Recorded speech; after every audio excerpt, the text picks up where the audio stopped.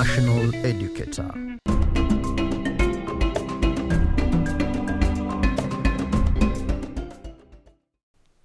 Thank you for keeping it Edu TV. We trust that you had an enlightening morning session. Now, our out-of-class learning actually continues at exactly 2 p.m. But before that, a brief news update. My name is Usha Jose, and our sign language interpreter is Lynette Machuka. We begin on a positive note where students in the Dadaab refugee camp who up until now were having difficulty in accessing out-of-class learning have finally found a reprieve. Now Gar Gar FM, which is a local radio station in northern Kenya with the help of several children's organizations, is now broadcasting lessons to the students.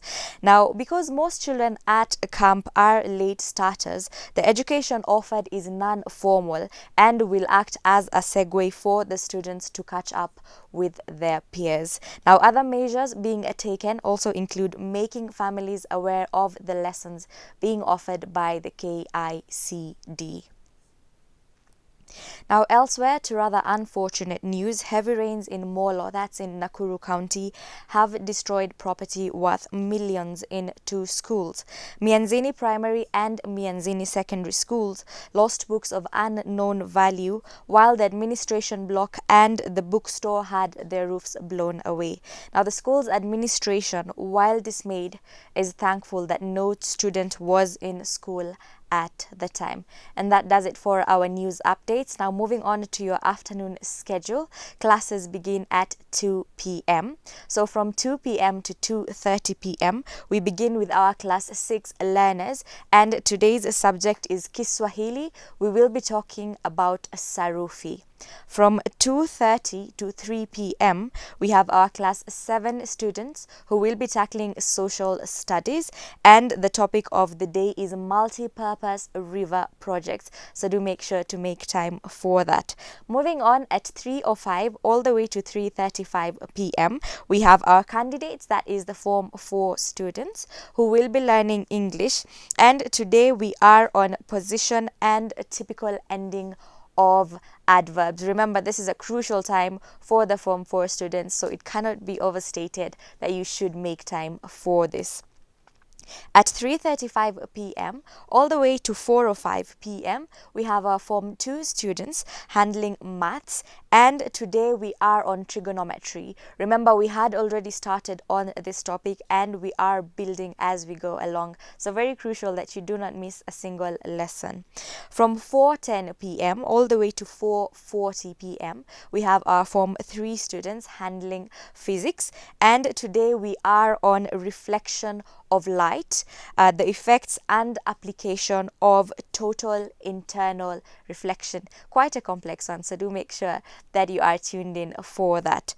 At 4:45 p.m. all the way to 5:15 p.m. we have our candidates once more, that is the Form 4 students, but this time we are on business studies and we are on public finance and public debt. I think one that really everyone would be interested in, and not only the candidates.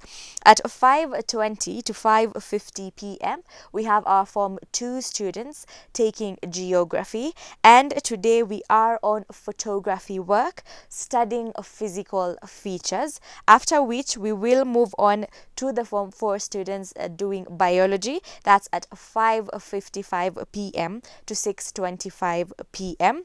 and the topic of the day is reception, response and coordination in living organisms. Vital lesson, so do make sure that you are tuned in for that.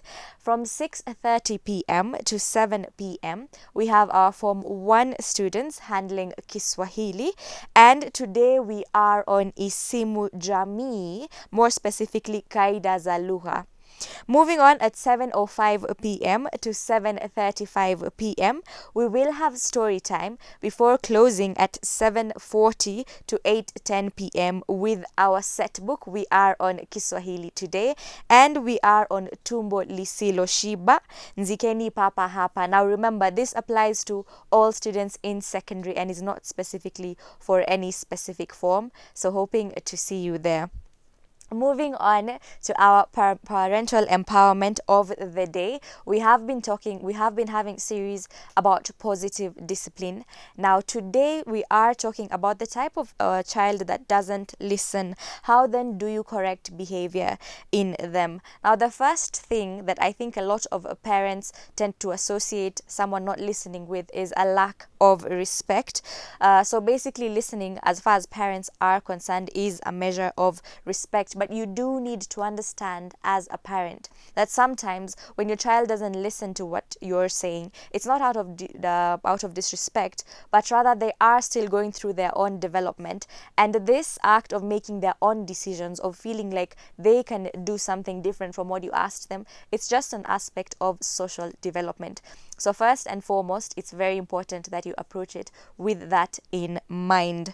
Now, among the things that you can do as a parent is, first of all, consider the timing of when you're telling your child something. Remember, their attention is focused on so many things. For instance, if you were to talk to your son and he's in the middle of a video game, you might not really get your point across.